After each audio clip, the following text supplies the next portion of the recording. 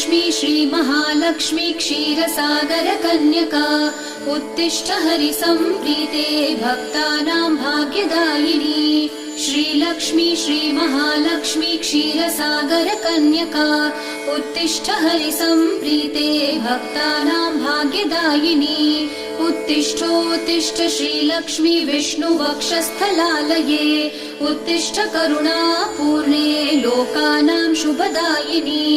उत्तिष्ठोत्तिष्ठ श्रीलक्ष्मी विष्णुवक्षस्थलालये उत्तिष्ठ करुणापूर्णे लोकानां शुभदायिनी।